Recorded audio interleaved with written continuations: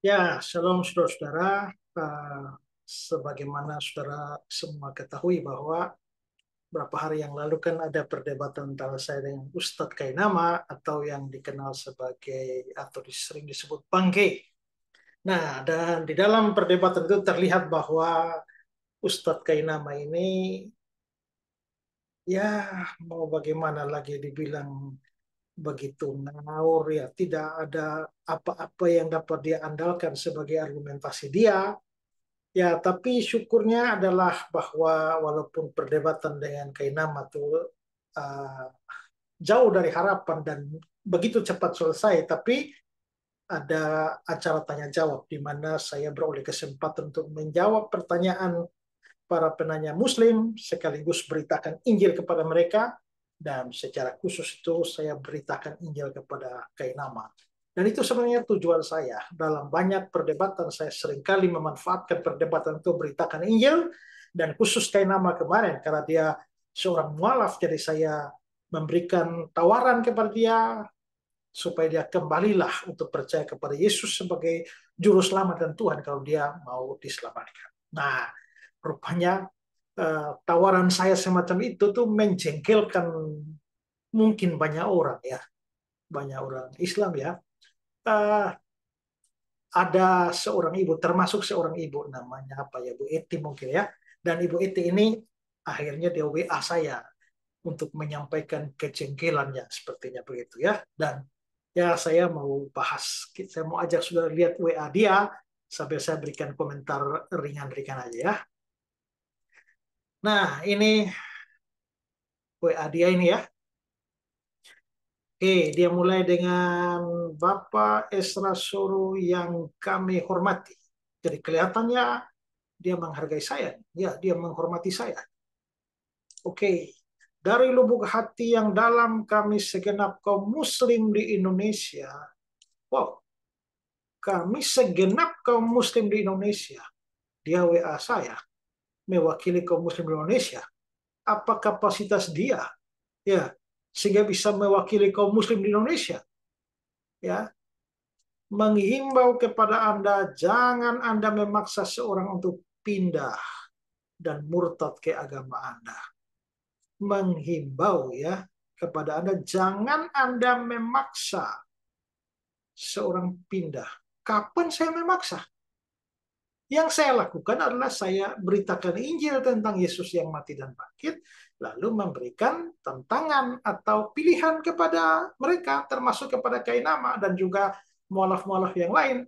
Ya, bahkan saya secara eksplisit mengatakan ini bukan paksaan, Injil bukan paksaan, ini tawaran. Mau terima ya silakan, tidak juga ya tidak apa-apa, nggak ada yang rugi selain diri mereka sendiri. Jadi ini sama sekali nggak ada pemaksaan, Ibu. Ya, dan murtad ke agama Anda. Ya, menurut Anda kalau dia balik Kristen murtad, tapi bagi kami itu bertobat.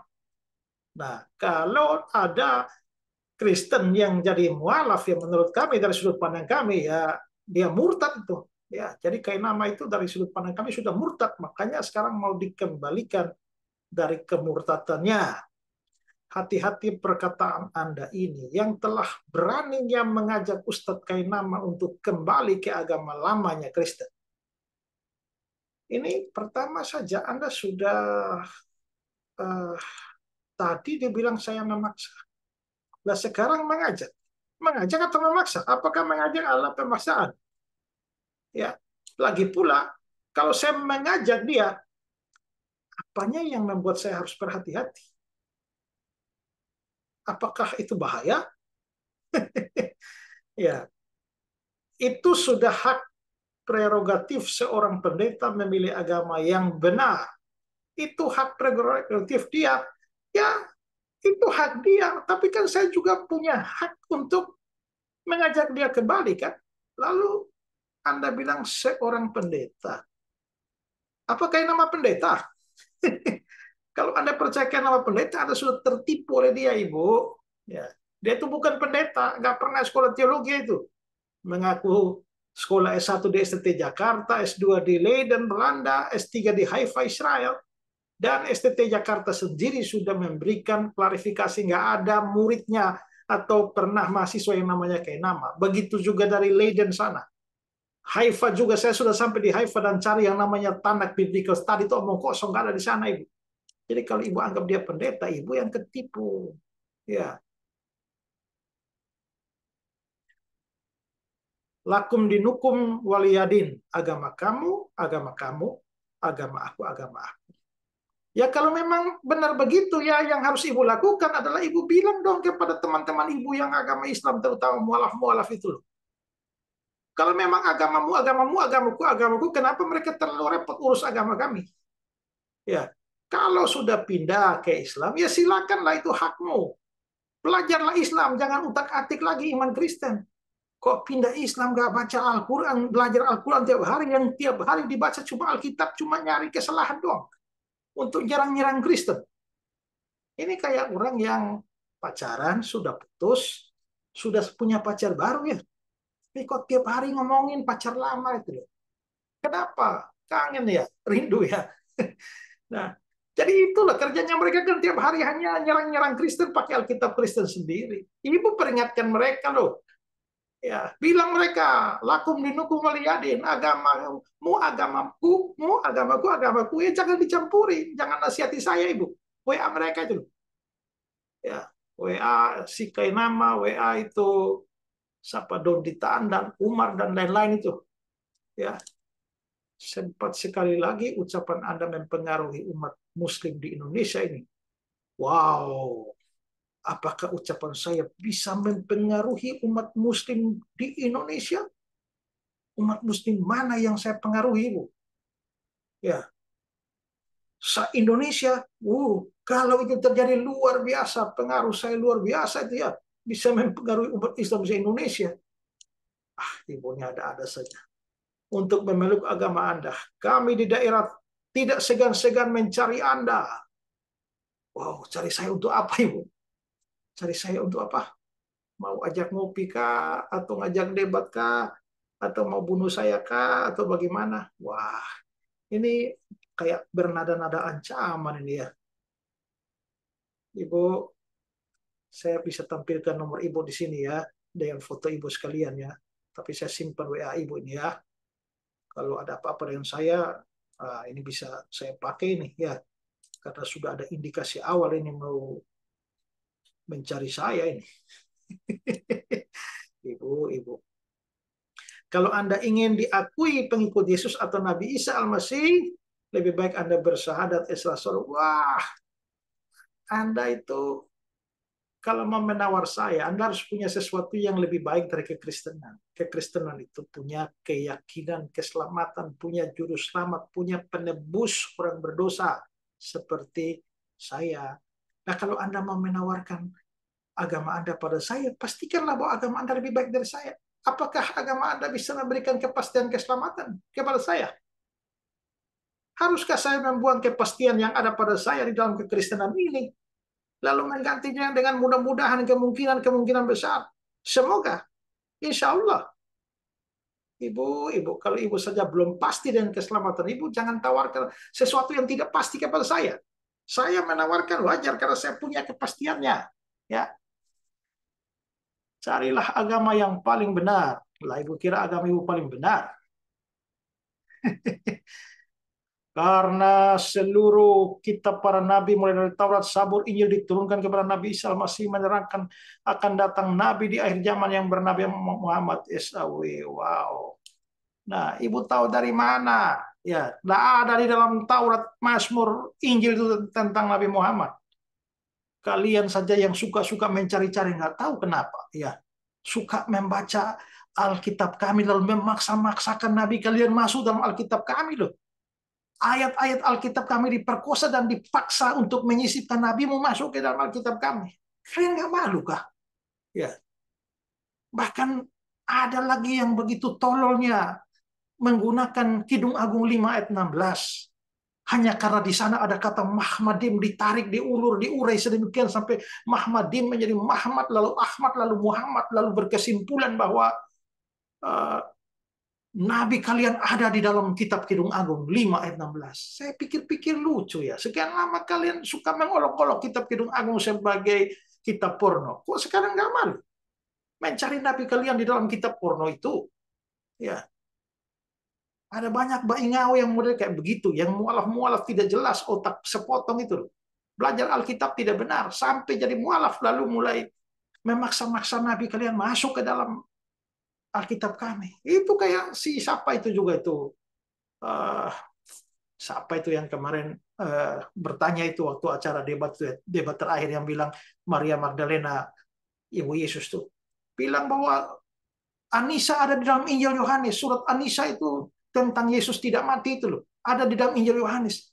Lucu amat itu loh. Kok suka sekali mencari pembenaran agama kalian di dalam kitab suci kami? Ya. Jadi omong kosong, ada nabi di dalam Alkitab kami. Ya.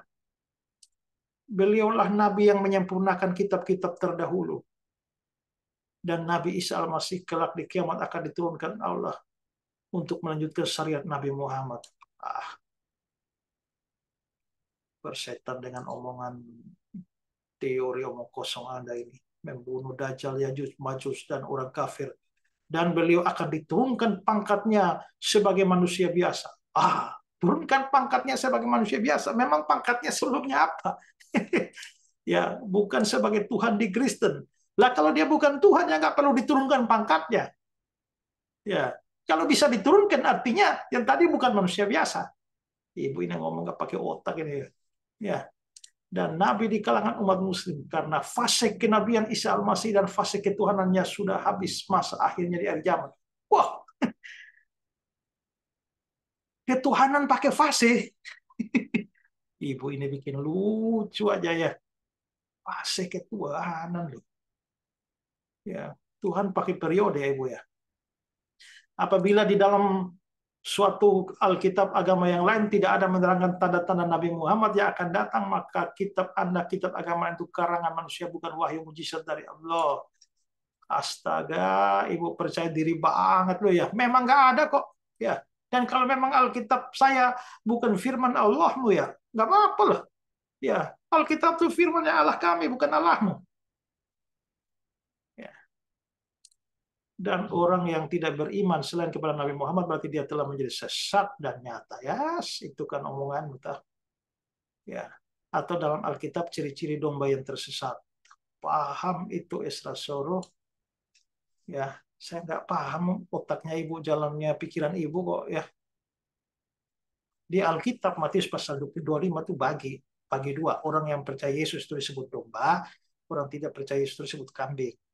Ya. Jadi kami yang percaya Yesus itu adalah domba. Ya, kalau kalian yang tidak percaya Yesus kambing dulu. Hai pendeta, Anda berkuar-kuar kepada guru kami Ustadz Yahya Waluni dan Ustadz Kainama. Astagfirullah. Si Yahya Waluni dan Kainama kamu anggap guru. Sebodoh itu guru. Lah kalau gurunya aja bodoh kayak begitu, bagaimana dengan kalian muridnya? Pantas saja Ibu. Makanya Ibu ngomong dari atas tuh nggak jelas semua itu. Karena gurunya saja fatal, gurunya saja parah itu. Ya, mendingan Anda syahadat. Ibu, saya kan sudah bilang di atas toh ya. Ya, kalau Anda tidak punya sesuatu yang begitu spesial untuk ditawarkan kepada saya, ya ngapain saya ikut? Dan aneh ya, bahwa sekarang Anda tawarkan saya mendingan Anda syahadat. Nah, kalau saya menawarkan kekristenan kepada Kainama, Anda marah. Dan merasa bahwa, wah itu marah-marah mau cari saya lagi. Ya, merasa bahwa saya melakukan sesuatu yang salah. Tapi waktu Anda menawarkan saya, mendingan Anda syahadat. Kok Anda nggak merasa salah? Kalau memang agamamu, agamaku, dan aku tidak boleh menawarkan kekristenan atau Yesus Kristus kepada Kainama, lalu mengapa Anda menawarkan saya untuk syahadat? Ya, supaya Anda menjadi pengikut Yesus yang sejati. Karena Yesus yang Anda sembah itu manusia, bukan Tuhan. Kami juga percaya dia manusia. Tapi dia manusia hasil jelmaan Tuhan. Tuhan jadi manusia, nggak ada yang mustahil. Manusia jadi Tuhan yang nggak bisa. Ya, jadi kalau kamu bilang Yesus manusia, kami juga percaya. Karena dia Tuhan, dia mengambil rupa manusia, hakikat manusia. Ya. dia adalah seorang nabi dan rasul. Kami juga percaya dia seorang nabi dan rasul waktu dia jadi datang ke dalam dunia. Ini dia nabi dan rasul karena dia memberitakan firman.